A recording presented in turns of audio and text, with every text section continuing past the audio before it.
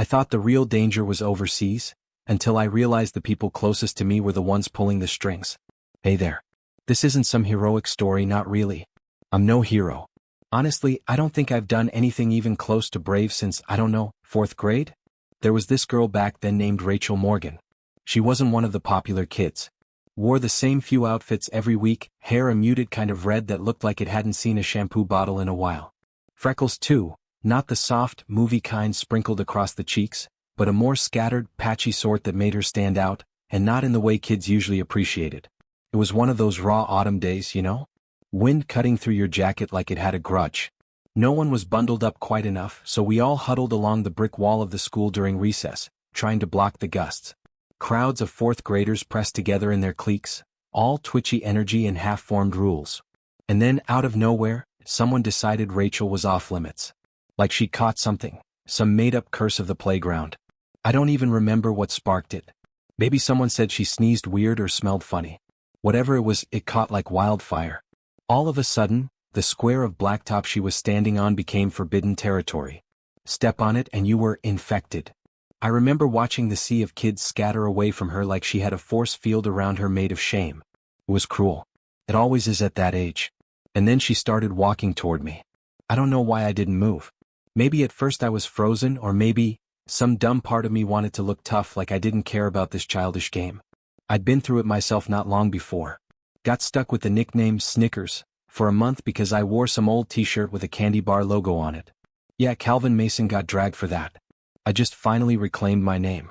So when Rachel's worn-out shoes hit my square of pavement, I didn't leap away like I was supposed to. I just looked at her and said, "Hey." She eyed me, suspicious, like she was waiting for the punchline. Like maybe this was a trap. I could see it in her face. She knew how this game worked better than most.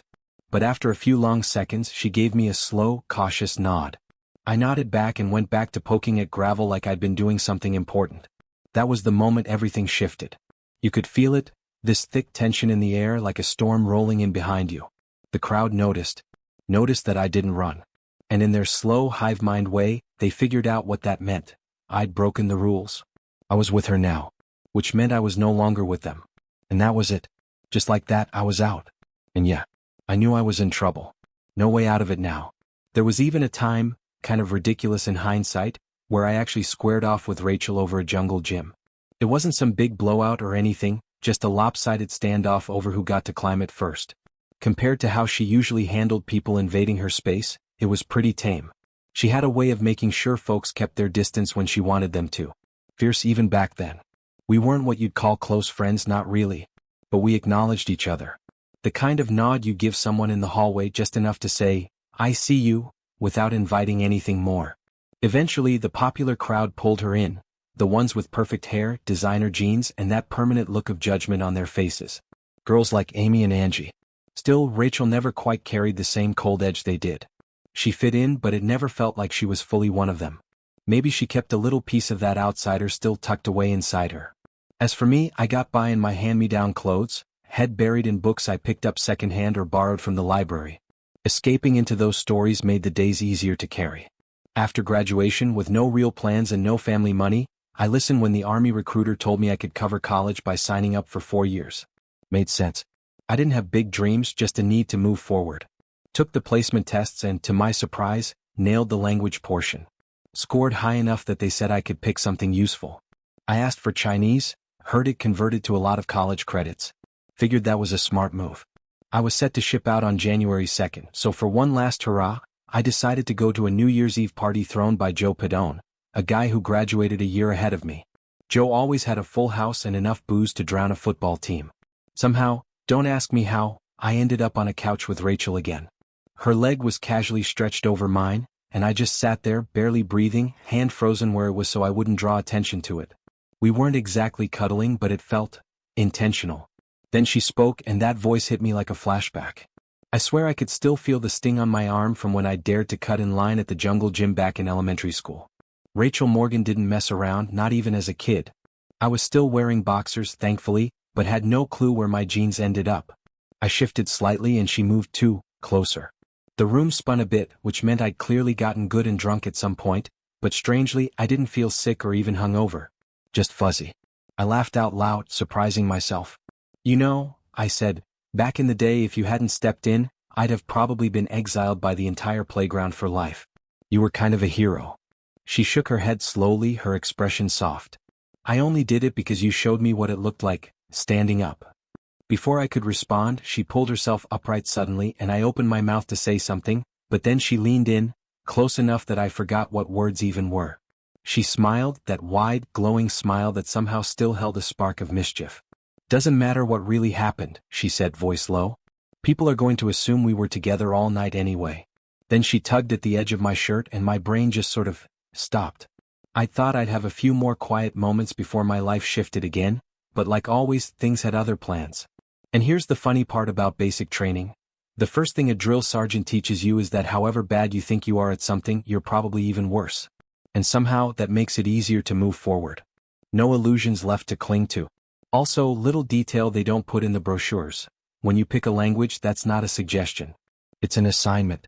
So while I thought I was getting Mandarin and maybe a few waves in California, they handed me something called Shona. Yeah, Shona. I didn't even know that was a real language. Turns out it's spoken in Zimbabwe. And it also meant that my big dream of surfing in Monterey while studying languages? Yeah. That dream didn't even make it out of orientation. A few weekends into the deployment, I found myself wandering through the local market. Nothing important on my list, just some little gifts for my family back home, maybe some snacks for the team house. Mostly I was just trying to fill the time. For once, I had no textbooks waiting, no deadlines, no late-night essays. I just wrapped up my degree before heading out here again, and for the first time in forever, my weekends were mine. That freedom felt strange, almost suspicious, like it couldn't be real. I was about 100 feet away from her when I saw her. She was young. Too young. And very pregnant. But it wasn't that stopped me in my tracks. It was her eyes. Big, warm, and heartbreakingly tired. There was something behind them, something that hit deeper than words could explain. In this place, this dusty, disease-ridden corner of Africa where life felt like a coin toss, her eyes felt like a losing hand someone kept playing out of habit. I looked away, told myself I'd forget her. Eventually. Maybe if I was lucky. The next chapter in my life came courtesy of Kantic Services Incorporated, a private outfit that had just opened a satellite office off Highway 35 near Dallas. They had their sights set on future contracts in Africa, and they needed someone who'd been there, who'd seen it. A security guy with real boots-on-ground experience. In other words, someone like me. They couldn't justify bringing me on at first, but the moment they found a spot, they called. My new office wasn't anything glamorous, just 4 walls, standard paint, a desk. Better than a cubicle though, so I couldn't complain. I'd barely sat down when the phone rang. "Hey, this is Jesse from IT, came the voice, fast and chipper. "Bethany says we've got to get you set up with your system access, like today. You got a sec?" "Sure. Where are you?" "Bring your in-processing papers," Jesse instructed. "Step out of your office, hang a right, take the green hallway until it turns blue, then go left, then another left. Just keep walking until you hit the corridor marked lemon." Honestly, it felt like the start of a prank. But I followed the instructions anyway. 3 floors down, I found apartment 6. Or rather, she found me. "I saw you move in," she said with a knowing smirk. I squinted at her, trying to place the face. "The girl by the pool," she added. "Blue bikini." That caught me. I blinked. "The one I may have glanced at? You had those oversized sunglasses and that wide-brimmed hat. Hard to recognize you now." Her laugh broke loose, unfiltered and playful. "There wasn't much to the bikini," she teased, "which is probably why you don't remember my face." "Fair," I admitted, raising my hands in mock surrender. "But for the record, you looked good. And it's nice to see you again, fully dressed." She grinned. "How are you settling in?" "Not bad," I said. "Office is decent. People are friendly. Jesse, very friendly." She chuckled. "That tracks. Have a seat." She pointed to one of the chairs in front of her desk and took the one across from it. After a few minutes of idle chit-chat, she finally got down to business. "We need you to go to Canada," she said, straightening a few papers on her desk. "Nothing intense. Just early groundwork. We'll give you a list of contacts. Some local business folks, a couple of government connections. It's all about laying the foundation." I nodded, taking in the details. Simple enough. And then there was Phillips. "Just a heads up," she added, lowering her voice slightly. "Phillips is particular. Bit of a germaphobe. Doesn't like to be touched." "Got it," I said. "No handshakes. No high fives either," she smiled. I gave the guy a polite nod and said, "Nice meeting you." He didn't say a word, just dipped his chin slightly, barely acknowledging me. Something about him sent a chill down my spine. As I walked away, I couldn't help but think he was one of the strangest, most unsettling people I'd ever come across. Still, the trips helped break up the monotony of filling out security forms and chasing down system bugs. Between that and Jessie always tossing some new task my way, I wasn't exactly twiddling my thumbs. She had a thing about souvenirs. Every time I went overseas, she insisted I bring back some kind of trinket from Africa. Little stuff but meaningful. Jessie liked connections, stories. Of course, with the job came a bit of a social life. Expected, not optional. Our manager, Mr. Daniels, was big on team events. "Adam," he reminded me once, "only one couple has signed up. We need more people. Trivia night is next week." I shrugged. I'm decent at trivia. If I can talk Bethany and her husband into teaming up with us, we might have a chance of not completely embarrassing ourselves. Bethany's husband was a history professor, sharp as a whip when it came to random facts. "We just need one more event," I added. "Not the 30-second hot dog eating contest again, though. I got tricked into that last year.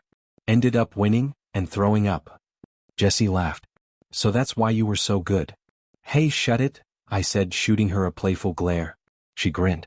All right. How about the mud run? The big obstacle course thing?" I thought about it. "Sounds good. A little less likely to destroy my stomach. We'd done a rock wall race the year before. Jessie and I came in second place out of 5 couples, but to be fair, 2 of the teams were clearly only competing because the other events were full. Still, a win's a win, right? And Jessie was right about the trivia contest. It wasn't even close. I answered a couple of questions. Bethany knocked out a handful more. But Jessie and her husband? They dominated. The 2 of them were basically human encyclopedias. The rest of us just drank too much wine and gnawed on steaks that probably cost more than my monthly grocery bill. Later that night, I caught Jessie mid-laugh, her face lit up at something Bethany had said. It was rare to see her so unguarded. Bethany's husband, Joel, raised a hand like he was calling time out. "Okay, Cal," he said to me with a grin, "we'd better get these 2 to bed before they hit phase 2 of party mode." Bethany didn't argue. She grabbed Joel's hand and smirked. "Come on. Let's go practice that whole pushing technique." Joel gave me a helpless shrug as she led him away.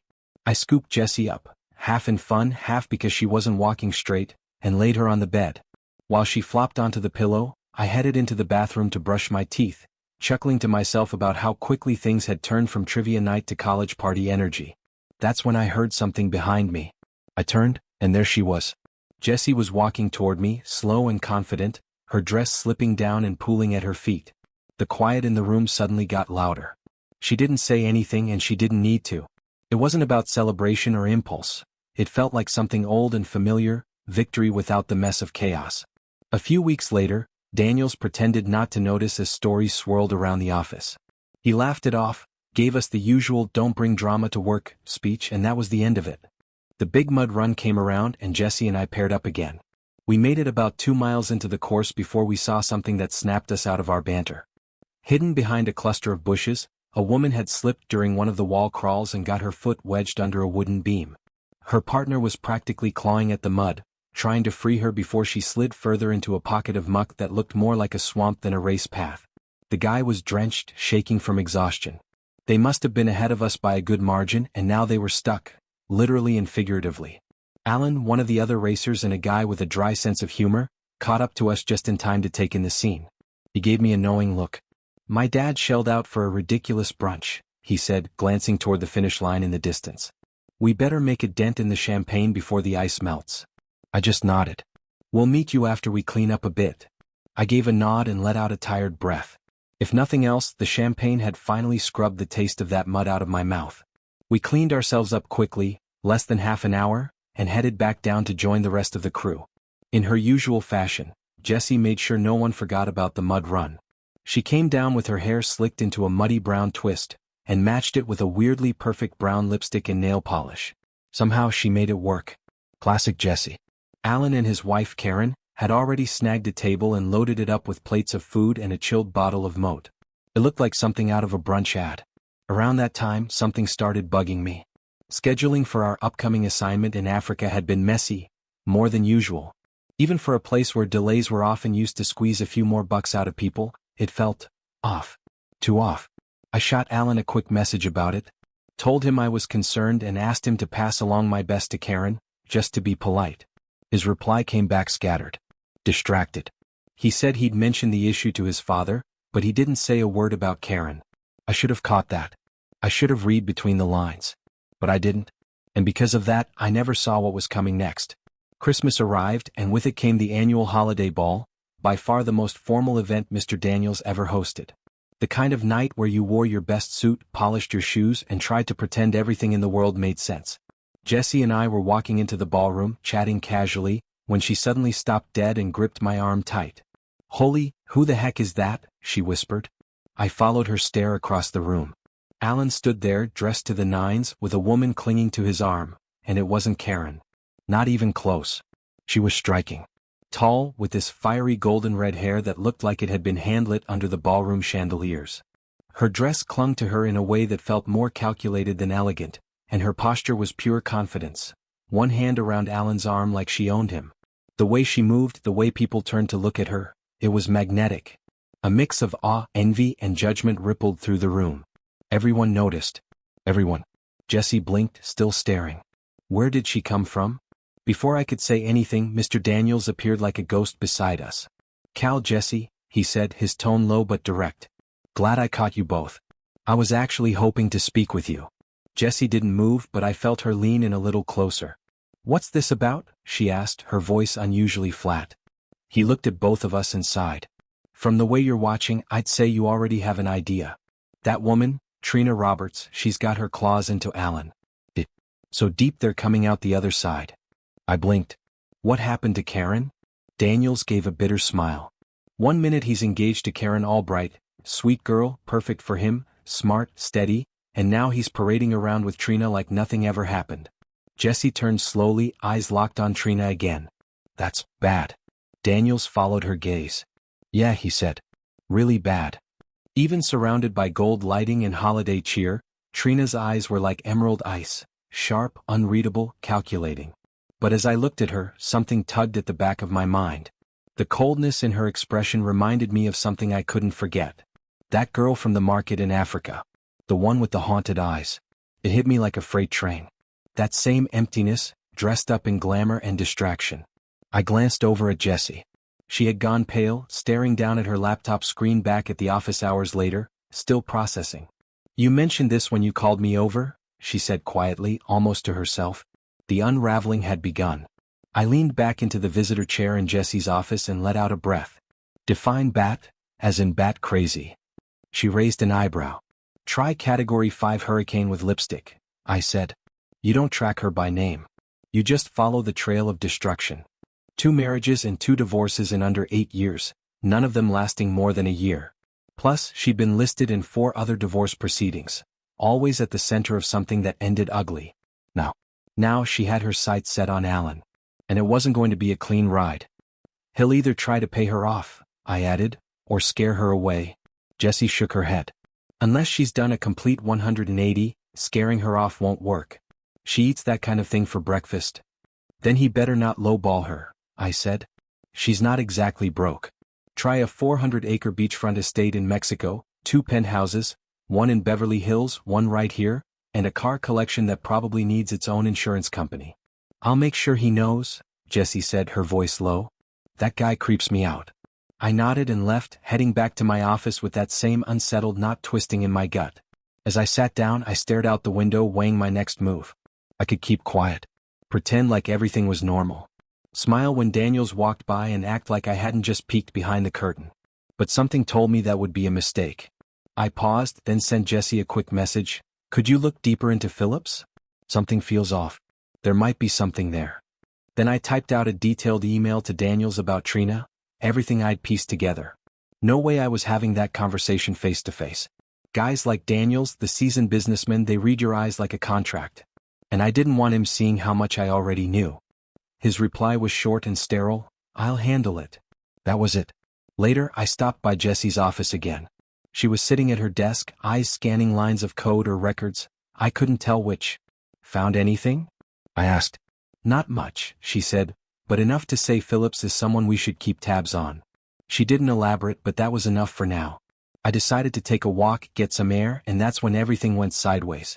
I ended up outside a sleek, modern apartment building I recognized from a file, Laura's place. Against my better judgment, I buzzed her.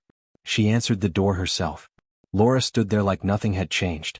Same confident smirk, same arched brow that had once made her seem mysterious and exciting. She looked even more stunning than I remembered. Her silk robe, white sheer, probably cost more than my rent, didn't hide anything. It only made it harder not to look. I stepped past her, unsure why I'd come, and she gently pressed the door closed behind me. "At least you didn't deny it," I muttered. "Nice to see you, Cal," she said softly. "Still playing the hero?" I gave a tired laugh. "Not so much these days." The place was a masterclass in quiet wealth, not flashy but rich in every detail. Soft lighting, leather furniture, glass shelving with minimalist art pieces that probably had names like Despair in Red or something equally abstract. She leaned back against the doorway with a stretch that felt more rehearsed than relaxed. "Don't worry," she said. "I'm not going to leave any marks. Nothing you could use to earn sympathy points from Alan. I'm not trying to push him away from Daddy." Then she stepped toward me. Slow. Deliberate. Like a scene she'd run through in her head 100 times. "But I do need you to remind me who I'm dealing with," she whispered. "Instill a little fear. Teach me a lesson." I took a step back. "That's not who I am anymore, Laura." She kept walking. Until we were inches apart. I could feel the heat of her skin before she even touched me. She placed the tip of her finger gently against my lips. "You have to," Laura whispered, her voice almost hypnotic. "It's part of the script. This is how these things are done." "Not by me," I said, firm but low. "I still have a little something called integrity." Her hand fell away, and for a brief moment she looked almost tired. "Eric, my ex," she said suddenly, eyes distant. "He once threw a plate at me. When I tried to leave, he tossed me down a flight of stairs. I lost the baby. And along with it, the ability to ever have another." My chest tightened. I didn't know what to say. "And then," she continued, her voice flat now, "he decided that if I couldn't give him children, I wasn't wife material anymore. The prenup kicked in the day I was discharged from the hospital. I walked out with nothing. Not a dime." I looked around at the high-end condo, the silk robe, the world she'd rebuilt. "So, how did we get here?" I asked, genuinely trying to understand. "I found a good lawyer," she said, lifting her chin. "Prenups are a lot more fragile than people think. One wrong clause, one sloppy detail, and it's all out the window. And that got you half his fortune?" She smiled without humor. "It helped that the maid was willing to testify, though it took money. Everything takes money." I remembered the moment clearly, watching the accountant click through each screen as he moved the funds into her account. Laura sat back in the chair, eyes sharp, every bit the woman in control. "There," she said. $750,000. Paid as a consulting fee from Mr. Daniels' personal investment fund. The laptop snapped shut with a dull click. No one said a word. She glanced at her phone, then gave a small nod to her lawyer, an older man with a jaw that looked like it had been carved from stone. He slid a flash drive across the table to one of Daniel's men. "Miss Roberts will vacate the apartment tomorrow," the lawyer said crisply, "and she'll leave the state of Texas for no fewer than 5 years. Done. That should have been the end of it. But nothing's ever that clean." Hours later, I was standing over a man passed out on a grimy floor, reeking of booze and bad choices. A cop helped me heave him over my shoulder, then handed me an envelope with his things. Cell phone, belt, wallet. $303 in cash, he said. "You gonna be able to handle him?" I gave him a half-hearted shrug. "I'll probably end up wearing his dinner, but yeah, I'll manage." I hauled Alan out to my car and buckled him in, my mind racing. There was no way I was calling his father. Not that man. And I couldn't think of a single other person who gave a real damn about Alan. Which probably said everything that needed to be said. "He was bound to mess up eventually," a voice said behind me. I turned, it was Jessie, arms folded, eyes sharp. "I just didn't expect it to be you picking up the pieces. You're the only friend he has," she added, her voice dropping. "The only person who never wanted something from him, or from Daniels." I exhaled, slow and heavy. "There's history," I said. "Between me and Laura. Goes way back. Before any of us crossed paths." "I know," Jessie said. "I heard some of it in the recordings. Her real name is Laura, right?" I nodded slowly. "She said I get her leftovers." "She's wrong," Jessie snapped. "Alan almost got pulled under by someone like her. We were lucky. He's not leftovers, Cal. He's just wounded. I sat next to her, the weight of it all pressing down. He's not the only one. She was quiet for a moment, then leaned in, her voice barely above a whisper. Cal, it's not just personal. One of the French-aligned AR factions. Daniels was dealing with them. Alan didn't know how deep it was going to get, and now they need a scapegoat. That's why Phillips has been circling you. I looked at her sharply. Phillips is the one setting it all up? I asked. She nodded. He's doing most of the work. But the plan only works if you can't talk. I frowned, feeling the chill crawl down my back. Jesse looked straight at me. Cal, their plan only works if you're dead. I let out a deep sigh. What you got? Jesse didn't even look up. A lot more than I expected. Some emails, sure, but mostly texts. She tapped her screen, scrolling. People always forget, the company backs up every text from company phones. 5 years worth. She motioned toward a stack of thick, sealed envelopes. I've got copies prepped. Ready to send out, to the FBI, DOJ, even the state attorney. Whoever takes the first bite. That stopped me cold. They caught the transfers? She nodded. And Daniels? He's furious. Thinks you were trying to double-cross him. He wants blood. I swore under my breath. I thought we had at least 10 more hours before anyone noticed. I even rerouted part of the money into Phillips's account, to throw them off. Then I heard it, footsteps pounding down the hallway. Jesse's eyes snapped to mine. Hide, I whispered. She gave a sharp nod, grabbed the files and slipped silently into the closet, just as the door burst open. Daniels and Phillips stormed in, breathing hard. She's gone? Daniels barked, spinning toward me. Why did you let her leave? I didn't blink. Just glanced out the window. She was already gone when I got here, I said evenly. He slammed his palm against the wall.